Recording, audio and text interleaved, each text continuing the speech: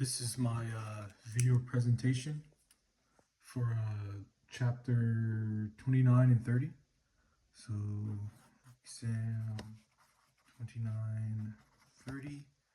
Now, starting with part A. Okay, so starting with part A long solenoid has a cross-sectional area of 3 centimeters squared. The current through the windings is decreasing at a rate of 22. A wire loop of a radius 3.10 centimeters is around the solenoid parallel with its close and is centered on the axis of the solenoid. The magnitude of the induced EMF is 15.0 V. Find the number of turns per meter in the solenoid and express your answers in turns per unit. Okay, so basically what we're going to do is first we're just going to list out our values. So we know that A, so okay, yeah. So first we're going to list our values.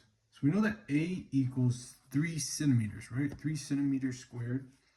And then that will turn it, solving that or simplifying that, equals A equals 3 times 10 to the negative 4 meters squared, right? So then we use equation 29.8. So it's equation 29.8, and that is in section 29.5. So that equation is E equals ED, and then this symbol right here, B underscore B dt. So I'm going to put this as equation 1 right here.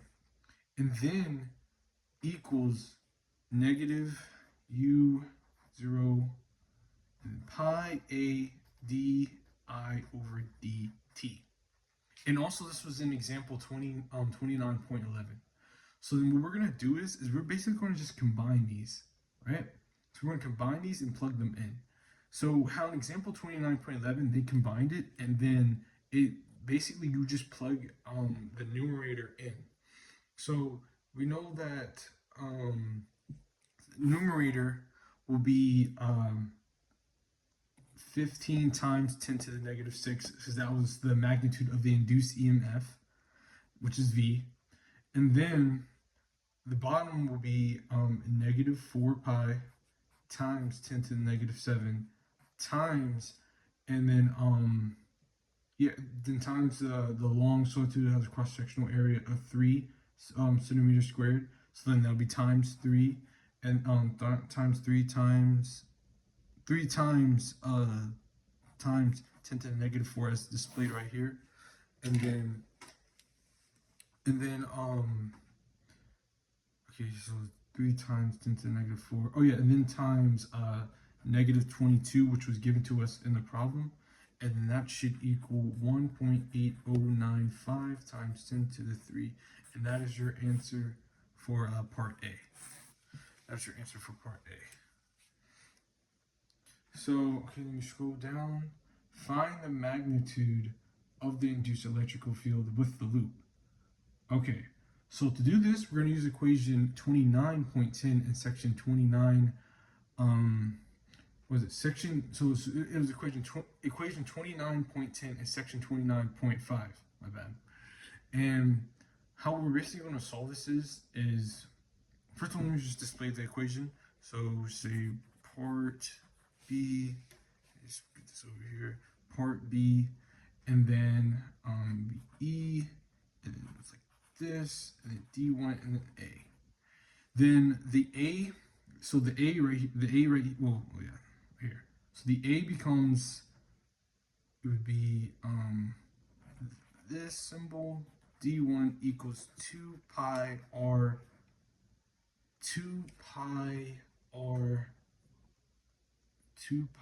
10. Yeah, 2 pi R10. And then what we're going to do is we're going to rearrange this. So then this will be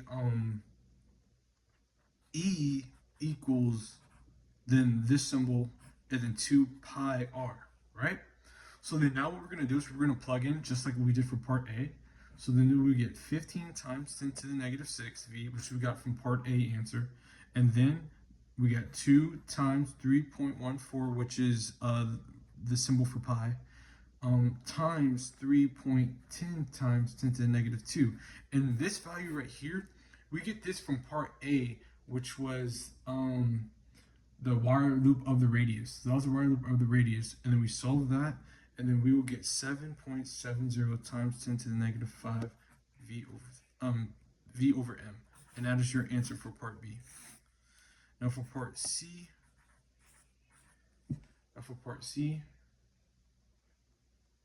okay, so now we're on for part C. So for part C, a circular wire loop of radius 0.360 centimeters lies in the XZ plane. There is a uniform magnetic field in the y direction that decreases at 0.0150 ts. Find the magnitude of the induced electric field in the wire. Okay, so basically, what we're going to do is we're going to just label out our values. So we know that the radius, which is r, equals 0.360 centimeters, and we know that the magnetic field, which we put as mgf, equals 150 t, as displayed in the problem. So basically, how we're going to do this is, so we're going to like this. So that's negative 0.0150 ds, and then this turns into E2 pi r equals 0.0150 pi r squared. Then we turn this into a fraction, and then we'll get E equals, and then we plug everything in. E equals 0.0150, and then so then our value, so actually this was a 0, this wasn't a 6, this was wait, no, 360, my bad. 0.360, and then over 2, and then solving this we will get 2.7 times 10 to the negative 5 v over m. Alright, that's for part C. Now for part D, a long solenoid with a cross-sectional area of 4 centimeters squared in 965 turns per meter is oriented with the axis along the z-axis. The field inside the solenoid points in the plus z direction. A wire loop of the radius 5 centimeters is around the solenoid, parallel with its coils, centered on the x-axis of the solenoid, and lying in the xy plane. Find the rate of change of the current in the solenoid if the electric field in the loop at the points x equals 5, y equals 0, z equals 0, is E equals 1.20 times 10 to the negative 5. 10 to the negative 5 v over m. Express your answers per second. Okay, so we're just going to list our values out. A equals 4 centimeters squared, and then that will turn into 4 times 10 to the negative 4 meters squared, and then n equals 965, and then r equals 5 centimeters, and then E equals this is part D, right? Okay, yeah, this is part D. So then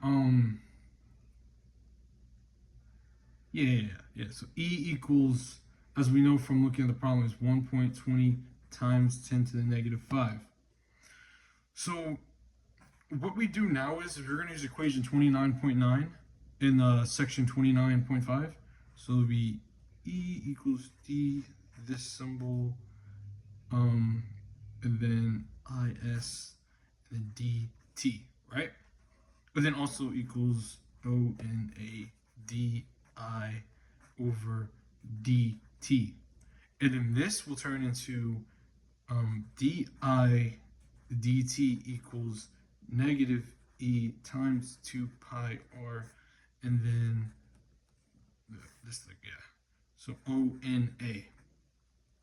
So basically, here, I'm going to flip the page. So as we see, okay, yeah.